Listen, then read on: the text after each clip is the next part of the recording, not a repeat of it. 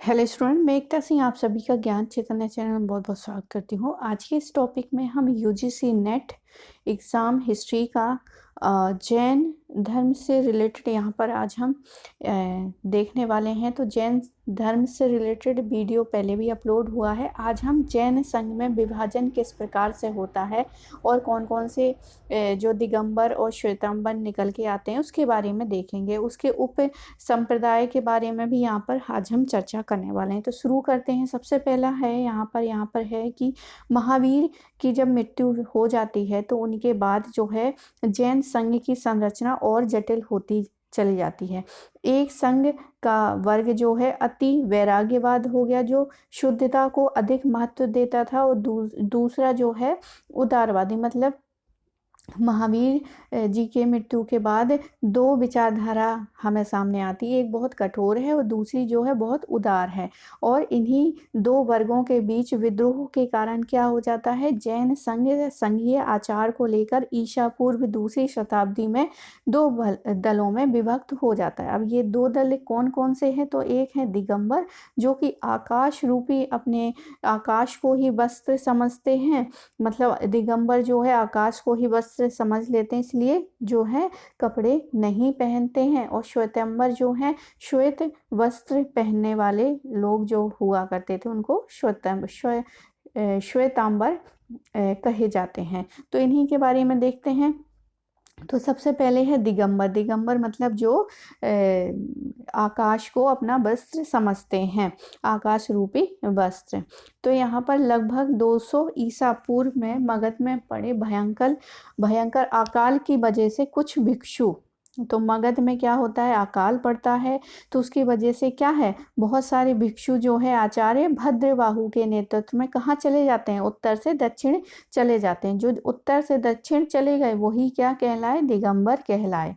और फिर कालांतर में इनके शिष्य दिगंबर कहलाते हैं। और चूंकि अब इनकी मान्यताएं देखते हैं, तो मान्यताओं में चूंकि नगण्यता, इनका मानना है कि जो नगण्यता है यानी बिना कपड़ों के जो हैं पाप पर विजय का संकेत मानते हैं, इसलिए साधुओं को क्या है, बिना कपड़े या नग्न रहना चाहिए, ऐसी उनकी मान्यताएं हैं। तीर्थंकरों के वस्त्र रहित तथा आभूषण रहित रूप को ही दर्शाना चाहिए। आगे है केवल पुरुष ही निर्वाण प्राप्त कर सकते हैं। यहाँ पर बताया गया है कि स्त्रियां नहीं निर्वाण प्राप्त कर सकती, क्योंकि वो जो है नग्न सन्यासी नहीं हो सकती, अतः वे मोक्ष की प्राप्त नहीं कर सकती। तो ये दिगंबर जो है यहाँ पर जो है दिगंबर लोगों की मान्यता थी। और ये लोग मानते हैं कि महावीर ने कभी विवाह ही नहीं किया है।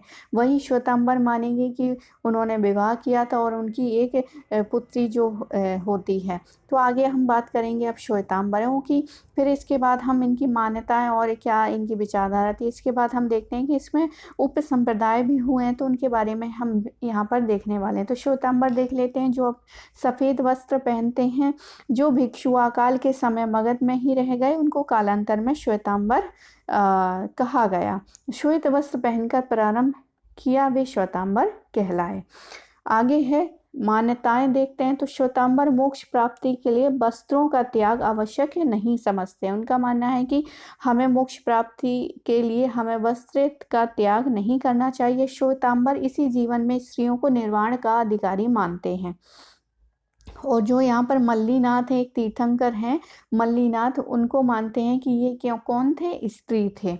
आगे है श्वेतांबर के अनुसार केवल ज्ञान की प्राप्ति के बाद भी लोगों को भोजन क्या करना चाहिए, ग्रहण करने की आवश्यकता होती है। वही दिगंबर मानते हैं कि भोजन ग्रहण नहीं करना चाहिए ज्ञान प्राप्ति के बाद। आगे है श्वेतांबर परंपरा के अनुसार महावीर ने यशोदा से विवाह किया था और उनकी पुत्री प्रियदर्शना नामक पुत्री भी हुई थी।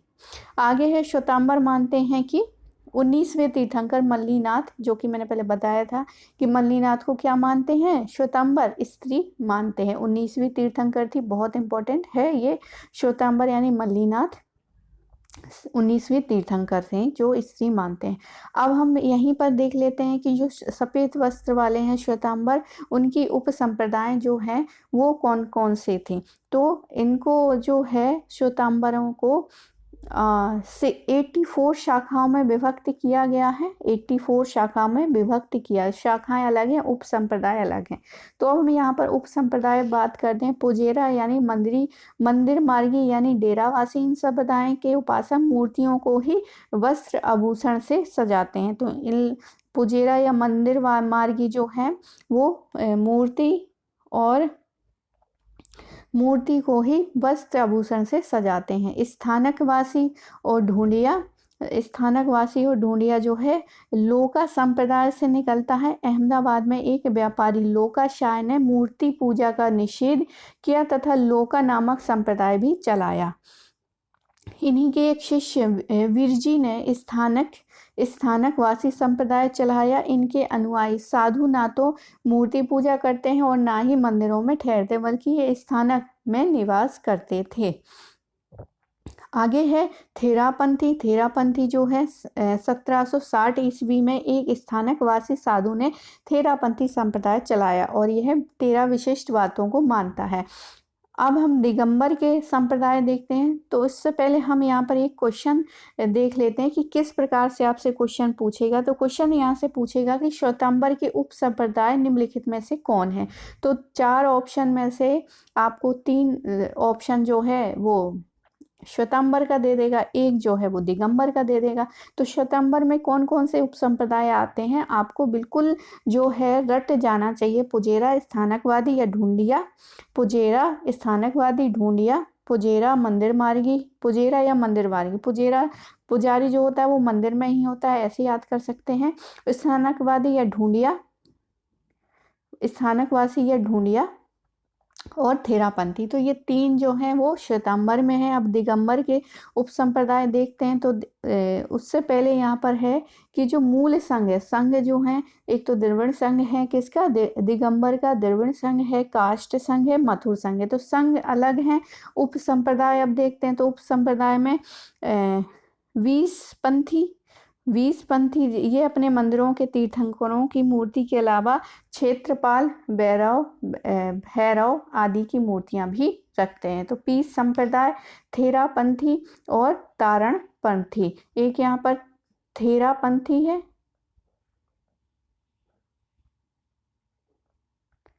तो यहाँ पर थेरापंथी है, 20 पंथी है और तारणपंथी है। तो इसके बारे में हम यहाँ पर, और इसके अलावा गुमनान पंथ भी है, तोता पंथ भी है। तो ये भी देख लेते हैं यहाँ पर। तो सबसे पहले हम देखते हैं कि पीस पंथी क्या है। पीस पंथी जो है ये अपने मंदिरों में तीर्थंकरों की मूर्ति रखते हैं। अपने मंदिरों में तीर्थंकरों की मूर्ति के अलावा क्षेत्रपाल, भैरव की मूर्ति रखते हैं। थेर पंथ क्या है, ये इस पंथ के लोग मंदिरों में केवल मूर्तियां ही रखते हैं। इस पंथ के लोग मंदिरों में क्या रखते हैं, केवल मूर्तियां ही रखते हैं। आगे है थेर पंथी, ये हो चुका है। इस पंथ के लोग जो है मंदिरों में केवल मूर्तियां ही रखते हैं। अब है तारणपंथी। तारणपंथी जो है वो है थेर पंथी का एक उपसंप्रदाय, तारण पंथ कहलाता है। इसे 15वीं शताब्दी में तारण स्वामी ने चलाया था। इसके मानने वाली मूर्तियों की पूजा नहीं बल्कि धर्म ग्रंथ को पूजते हैं। ये जाति पाति में विश्वास नहीं करते थे, अतः निम्न जाति और मुसलमानों का भी इस संप्रदाय का अंग बन जाता है। कौन, तारण पंथी। इसके अलावा गुमनान पंथ भी और तोता पंथ भी इसके अंतर्गत आता है, दिगंबर के अंतर्गत। आगे देखते हैं महावीर के समय अन्य नास्तिक संप्रदाय देखते हैं। तो महावीर के समय अहेतुवाद थे, पुष्परेतकवाद थे, अच्छेदवाद थे। तो इसको क्रम से देख लेते हैं। अहेतुवाद कहता है कि उनका मत था कि सांसारिक वस्तुओं की उत्पत्ति का कोई भी कारण स्वीकार नहीं किया है। अहेतुवाद वालों ने संसार की जो वस्तुओं की उत्पत्ति है उसका कारण स्वीकार, मतलब कारण ही कोई स्वीकार नहीं करता है उत्पत्ति से रिलेटेड, तो अहेतुवाद कहलाता है। पुष्परेतकवाद जो है मनुष्य में सुख और दुख जो है पुनर्जन्म के परिणाम है। सुख और दुख जो है पुनर्जन्म के परिणाम हैं। उच्छेदवाद जो है मनुष्य के पश्चात सब कुछ नष्ट हो जाता है। मृत्यु के पश्चात जो है उच्छेदवाद कहता है कि सब कुछ नष्ट हो जाता है। मृत्यु के बाद सब कुछ नष्ट हो जाता है, उच्छेदवाद। आगे है बस रख रणवाद। बस रख रणवाद, यह ईश्वर में विश्वास करता है तथा इसे सृष्टि का कर्ता धर्ता तथा सहर्ता मानता है। ईश्वर में विश्वास करता है और इसे सृष्टि का ही कर्ता धर्ता मानते हैं। बस रख रणवाद को। खग विज्जवाद मनुष्य को घोर स्वार्थी बनाने का उपाय दिया गया है। खग विज्जवाद ने मनुष्य को स्वार्थी बनाने के उपाय बताए गए हैं। तो ये थे कुछ दिगंबर श्वेतांबर के उपसंप्रदाय से रिलेटेड कुछ बातें। तो आई होप आपको ये वीडियो पसंद आया होगा। इसके अलावा जो जैन धर्म का साहित्य है वो एक वीडियो में कंप्लीट हो जाएगा, तो हमारा यहाँ पर जैन धर्म खत्म हो जाएगा। तो उसके अलावा भी हम कुछ और धर्म के बारे में देखेंगे। तो आज का वीडियो बस इतना ही। वीडियो पसंद आया तो प्लीज़ लाइक करें, शेयर करें, सब्सक्राइब करें। पूरा वीडियो देखने के लिए धन्यवाद। मिलते हैं एक और वीडियो के साथ।